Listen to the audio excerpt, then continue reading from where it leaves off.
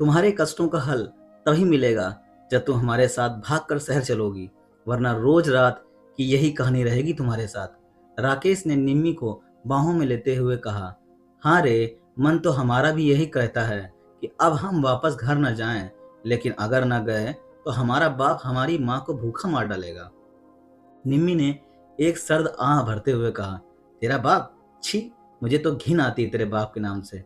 भला कोई बाप अपनी बीवी और बेटी से ऐसा काम भी करा सकता है? वह कमबख्त मर जाए तो ही अच्छा है।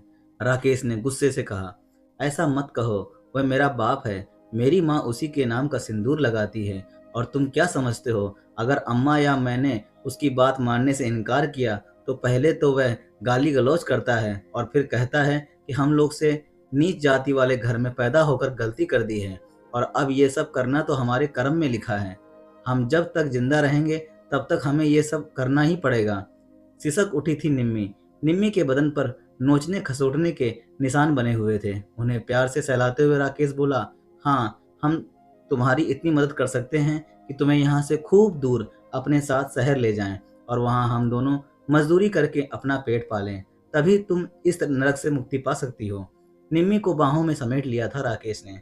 निम्मी की उम्र 20 बरस थी। छरहरी काया, पतली नाक और चेहरे का रंग ऐसा जैसे कि तांबा और सोना आपस में घोलकर उसके चेहरे पर लगा दिया गया हो। निम्मे के बाप को शराब की लत लग गई थी। गांव के पंडित और ठाकुर उसे शराब पिलाते और बदले में वह अपनी पत्नी को इन लोगों का बिस्तर गर्म करने के लिए भेज देता। दिन भर दूसरों के खेत और अपने घर के चूल्हे चौकों में जान खपाने के बाद जब निम्मी की माँ जरा आराम करने जा रही होती, तभी नशे की धुत होकर निम्मी का बाप आता और निम्मी की अम्मा को इन लोगों के यहाँ जाने को कहता। विरोध करने पर उन्हें उनकी नीची जाति का हवाला देता और कहता कि ऐसा करना तो उनके समय में ही लिखा हुआ है, इसलिए उन्हें यह सब तो करना ही पड़ेगा। निम्मी की अम्मा समझ जाती कि उसकी इज्जत को तो पहले ही शराब पीकर बेचकर आ गया है, इसलिए मन मारकर उन लोगों के बिस्तर पर चली जाती। निम्मी जैसे ही 13 साल की हुई तो ठाकुर ने तुरंत ही अपनी दृष्टि उस पर जमा दी और निम्मी के बाप से मांग करी कि आज के बाद वह अपनी पत्नी को नहीं बल्कि निम्मी को उसके पास भेजा करेगा। और निम्मी को खुद ठाकुर के पास पहुंचा कर आया था निम्मी का बाप। एक बार ऐसा हुआ तो फिर तो मानो ये चलन हो गया। जब भी ठाकुर ब्राह्मण लोगों का मन होता, बुलवा भेजते निम्मी को और रात रात भर रौनते उसके नाजुक जिस्म को। वह तो उस दिन निम्मी ने गांव की नदी में डूबकर आत्महत्या ही कर ली होती, अगर उस राकेश ने उसे सही समय पर बचाया ना होता। राकेश ने जान बचाने के बाद जब जरा डांट और जरा पुचकार से निम्मी से ऐसा करने का कारण पूछा, तो राकेश के प्यार के आगे उसकी आंसू की धारा बह निकली और रो रो कर सब बता दिया राकेश को। हम नीच जात के हैं तो भला इसमें हमारा क्या दोष है, और अगर वे लोग ब्राह्मण और ठाकुर हैं तो वे भी हमारे साथ जो चाहें कर सकते हैं का? निम्मी के इस सवाल का कोई जवाब नहीं था राकेश के पास। निम्मी को राकेश से थोड़ा स्नेह मिला और इस स्नेह से में उसे वासना के कीड़े नहीं दिखाई दिए, तो मन ही मन वह अपना सब कुछ मान बैठी थी। राकेश भी तो निम्मी पर ही जान न्यौछावर किए रहता था, पर उसे ऐसे निम्मी का ब्राह्मण और ठाकुर द्वारा शोषण किया जाना पसंद नहीं था और इसीलिए वह शहर जाने की जिद करता था। पर हर बार निम्मी अपनी माँ की दुहाई देकर बात टाल देती थी। लेकिन कल जब निम्मी दलान में बैठी अपने शरीर पर रात में आई खरोचों पर कड़वा तेल का लेप लगा रही थी, तभी निम्मी की अम्मा आई और बोली, बिटिया, हम तुमको जने हैं, इसलिए तुम्हारा दर्द सबसे अच्छी तरह जानते हैं और यह भी जानते हैं कि वह राकेश तुम्हें पसंद करता है। तुम अगर यहाँ गांव में ही रह गई तो इसी तरह पिसती रहोगी। शायद नीच जाति में पैदा होना ही हमारा कसूर बन गया है, पर अगर सच में ही जीना चाहती हो तो यहाँ से कहीं और भाग जाओ और हमारी चिंता मत करो। हम तो बस काट ही लेंगे अपना जीवन, पर तुम्हारे सामने अभी पूरा जीवन है। तू यहाँ रह गई तो ये मांस के भेड़िए तुझे रोज रात में नोचेंगे, इसलिए चली जा, यहाँ से चली जा। अभी निम्मी की माँ उसे समझा ही रही थी कि निम्मी का बाप अंदर आ गया। उसने सारी बातें सुन ली थी। बोला, हाँ, निम्मी जरूर जाएगी, पर राकेश के साथ नहीं बल्कि माखन लाल के साथ। मैंने इसकी शादी तय कर दी है। चल रही निम्मी, जल्दी तैयार हो जा, तेरा दूल्हा बाहर बैठा हुआ है। यह कैसी शादी थी, न बारात, न धूम, न नाच, न गाना। निम्मी और उसकी माँ समझ गई थी कि निम्मी का सौदा कर डाला गया है, पर निम्मी के लिए आगे कुआं और पीछे खाई जैसी हालत थी। फिर भी उसके मन में एक दूल्हे के नाम से यह उम्मीद जगी कि यहाँ रोज रोज इज्जत नीलाम होने से तो कुछ सही ही रहेगा, किसी के एक मर्द के साथ बंधे रहें। और इसी उम्मीद से निम्मी उस आदमी के साथ चली गई।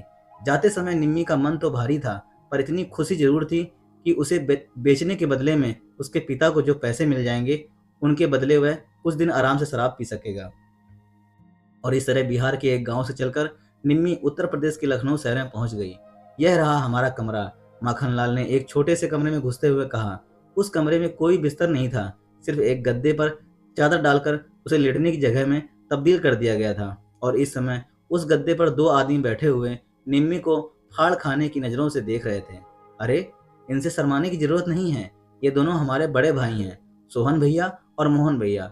हम लोग मजदूरी करते हैं और ये दोनों भी हमारे साथ इसी कमरे में रहते हैं। और एक बात बता दें तुम्हें कि तुम्हें हमारे साथ साथ इनका भी ध्यान रखना होगा, माखनलाल ने जमीन पर बैठते हुए कहा। हम भाइयों ने दिन बांट रखे हैं। हफ्ते के पहले 2 दिन तुमको बड़े भैया के साथ सोना होगा और उसके बाद 2 दिन तुम्हें मंझले भैया के साथ सोगी। और मैं सबसे छोटा हूँ, इसलिए सबके बाद मेरा नंबर आएगा। तुमको शर्म ना आए इसके लिए हम बीच में एक पर्दा डाल देंगे। माखनलाल ने बड़ी सहजता से ये सारी बातें कह डाली थी। का मतलब? चौंक उठी थी निम्मी। यही कि हम 3 भाई हैं और हमारे आगे पीछे माई बाप कोई नहीं है जो हम लोगों का ब्याह करवा सके, और ना ही हम लोगों के पास इतना पैसा है कि हम लोग अलग अलग रहें और अपने लिए अलग अलग बीवी रख सकें। इसीलिए हमने 3 भाइयों के बीच में एक ही बीवी खरीद कर रखने का प्लान बनाया। माखनलाल की बात सुनकर जब निम्मी ने 3 पतियों की बीवी बनने से इनकार किया तो तीनों ने उसके पिता को पूरे पैसे देने की बात कहकर बारी बारी से निम्मी के साथ मुंह काला किया और बाद में तृप्त होकर गहरी नींद में सो गए। और जब वे तीनों आधी रात के बाद नींद की आगोश में थे तब निम्मी दबे पांव वहां से भाग निकली और ढूंढते ढांढते पुलिस स्टेशन पहुंची और थानेदार को पूरी कहानी बताई। अरे, तो इसमें बुराई ही क्या थी? और फिर तुम्हें तो गांव में भी ऊंची जाति के लोगों के साथ सोने की आदत थी ना, यहाँ भी तीनों को खुश करके रखती तो ये सब रानी बनाकर रखते तुम्हें।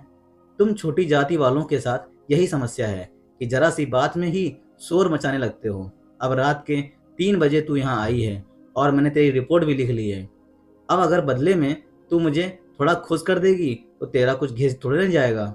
यह कहकर थानेदार ने मेज पर ही निम्मी को लिटा दिया और उसके वजूद के साथ खेलने लगा। रोती रही निम्मी। आज उसे राकेश बहुत याद आ रहा था। उसने एक नज़र थानेदार पर डाली जो अपनी शर्ट और पैंट को संभालने की कोशिश कर रहा था। सुबह हो रही थी। निम्मी भारी मन से उठी और बाहर निकल गई। कमजोरी, थकान और अपने ऊपर हुए जुल्मों के कारण उससे चला भी न जा रहा था। निम्मी किसी तरह सड़क तक पहुंची और सड़क पर ही गिरकर बेहोश हो गई।